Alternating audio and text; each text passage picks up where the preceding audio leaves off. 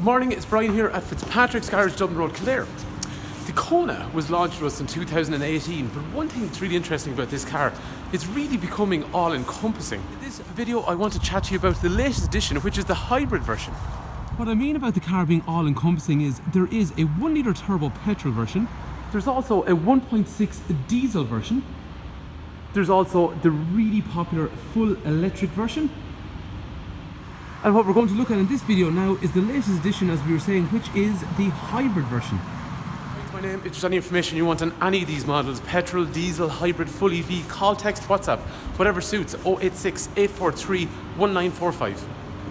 We are Fitzpatrick's Garage, Dublin Road, Kildare, which is a family-run business in operation for almost 70 years with brands like Honda, Hyundai, Mercedes, as well as after-sales for Lexus and Toyota. In this video then, as we were saying, we're going to have a look at this really nice Kona hybrid. What we're going to do then is have a look around the features on the outside of the car. We'll have a quick talk about the engine. We're going to have a look around the inside and then we'll have a quick drive in the car. And I'm excited to drive it actually because this car, unlike a lot of hybrids, is a dual clutch transmission. What I mean by that is most of the hybrids, like the Toyotas and even the Hondas we sell, are a CVT, continuously variable transmission. Whereas the one in this car, as we were saying, is a dual clutch transmission. And the reason I get excited about that is because CVTs, they're very, very efficient, but when you put your foot down, yes, they are noisy, everyone knows it, but it is just a consequence of how they're designed. Dual clutch transmission, it's a quick, exciting, interesting way to drive it. I've never driven a hybrid that doesn't have a CVT gearbox, so I think this is going to be way nicer. I think this car is going to make really a lot of sense for somebody that wants to get away from a conventional petrol or diesel engine, but they don't want to have the hassle of full EV ownership. So at the front of the car then, as we see, we've got that really cool Kona design, which has the nice daytime running lights up high, your headlights with full lights in the centre, and front fog lights are standard as well. Up front then, there is that 1.6 Atkinson cycle engine which is mated to the battery, which allows the car to produce somewhere in the region of just shy of 150 horsepower. The petrol engine component makes up about 100 horsepower, and then the remaining guts up to 50 horsepower is made up by the battery. In my opinion, actually, that's a decent sized hybrid battery, and what's really cool about that is when you go to pull off from a standing start, there's a lot of immediate power from the battery to help the petrol engine. In terms of fuel efficiency then, it's been quoted at in around the region of 5 to 5.5 litres per 100 kilometres in realistic WLTP testing terms. So to put that in perspective, it's somewhere just shy of what the diesel can do, but it's much better than what the petrol can do. And remember, the other thing about cars like this is they just happen to be nice cars. It is a hybrid, but if you want a really nice automatic car at a price point of in around 30,000 euros, this is an excellent alternative regardless of the fact that it's hybrid. Looking down the side of the car then, one of the things that really distinguishes the hybrid model is these very cool 18-inch alloy wheels. Moving on down the side of the car then, there's a nice brushed aluminium section along the bottom of the doors. Everything is colour coded, and as you move up onto the rear windows you can see there's privacy glass then as standard. The Kona is a really cool looking funky car. The profile of the car is also improved by those roof rails that are up high, which just give it a higher appearance. And we found that the Kona really caters for that market where somebody's looking for an SUV. They want a high elevated driving position, they want a car that looks cool, but they don't want something quite as big as an SUV like a Tucson. Continuing on the looks of the car then, it is such a cool looking car when we get around to the rear. There's some really interesting shapes on those lights. Parking sensors are standard in the back, and then we'll see there's a reverse camera to go with them as well. Along the rear of the car then you can see there's little bits of chrome just over the number plate recess, and there's also nice brushed aluminium down low on the bumper as well, which matches what's on the front and also the side of the car. Normally at this point I'd actually go through the inside of the car, but I'm actually dying to drive this car, so let's go for a drive and see how it works. Okay, so the first thing is I got a automatic gearbox down here. Nothing unusual about that in hybrids, but what I do notice straight away is I can go across into a manual sort of mode, and yeah, I see gears along through here. Steering wheel after that then, rake reach, so I'm going to pull it out towards me because that's how I like to drive, and I'm going to let the seat down a little bit so it's lower. So let's accelerate up the road.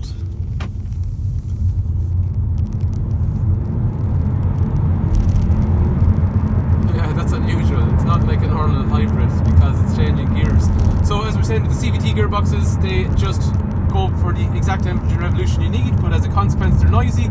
This car is actually going up and down through gears like a regular diesel automatic, which is much more satisfying. So while we're heading on outside the speed zone over here, I do have a new function on this which wasn't on the normal ones, which is hybrid, which is telling me where the power is coming from. So yeah, that's a nice display into the energy flow, and we can make that a little bit better. So at the moment I'm cruising in battery, we're doing 60 kilometers an hour. I'm going to just, yeah, okay, now we have the petrol engine after kicking back in as well because the battery has lessened a little bit and I put my foot down there as well. So let's continue on. For anyone curious about acceleration, let's floor the car and see what happens. Oh my god.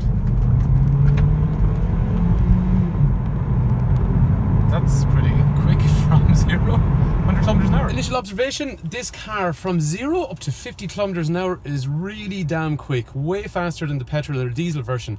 And that's, I'd say, going to be pretty interesting if you do a lot of town driving as well, because that's, you know, getting off traffic lights, junctions and stuff like that. There's a lot of power.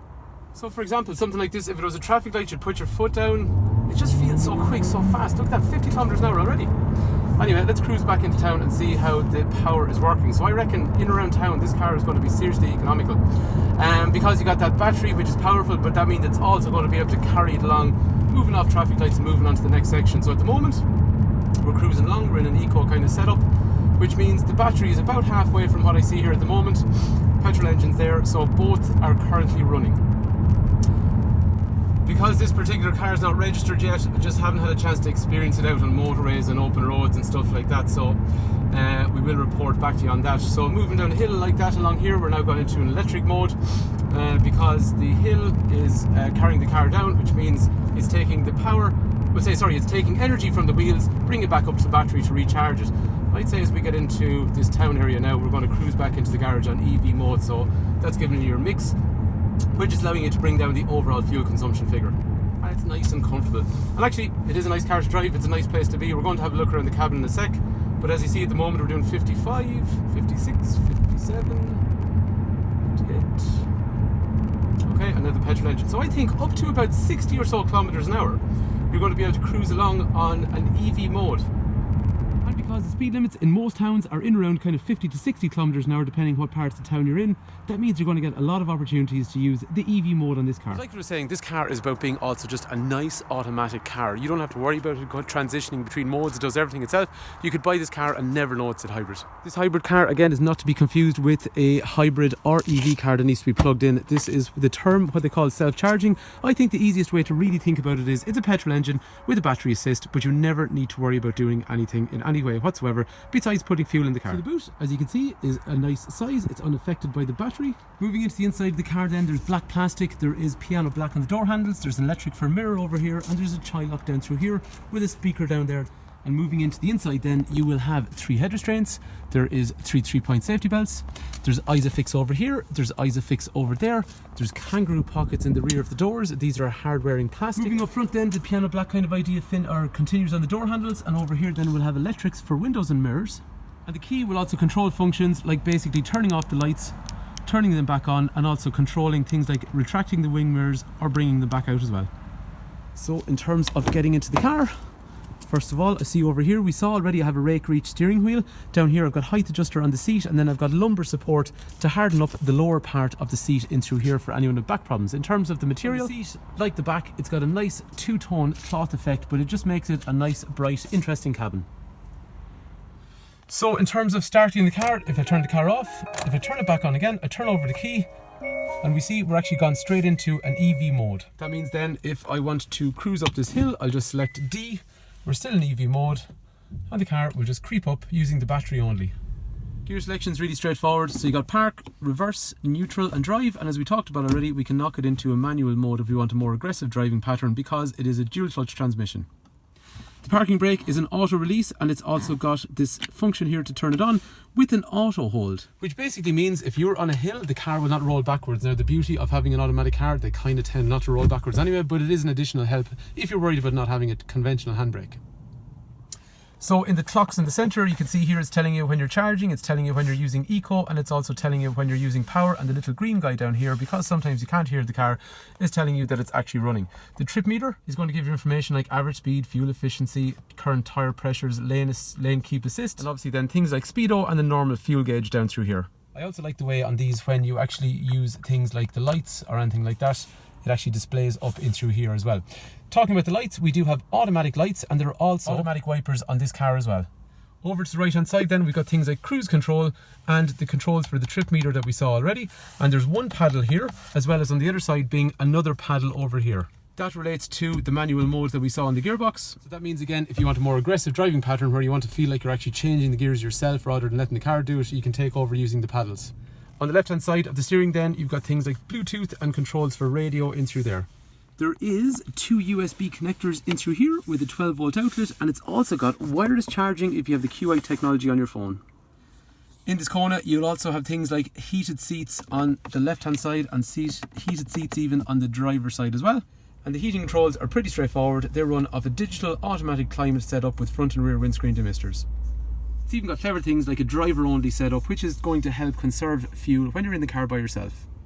Over to your left then, you got this big screen in through here, so you got all your menus that you'd have in here, which most people are going to use for things like Apple CarPlay and Android Auto, which is going to allow you to use Google Maps. But also, because this car has a hybrid setup, it has further features which are going to tell you about exactly how the car is running overall. And it just allows you to engage with the car a little bit better in a more fuel conserving fashion when you see exactly what's going on.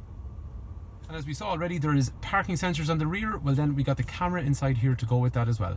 There you have it. There is the 2020 Kona Hybrid. If there's any information you want on the car, please do not hesitate to give me a shout. Brian is my name, 086 843 1945 if you want information about the car, information about trading in, information about your old car, information about finance, anything like that. No matter where you are in the country, we deal with people all over the country. So hopefully the car is of interest, hopefully the video has been useful, and thanks for taking time to watch.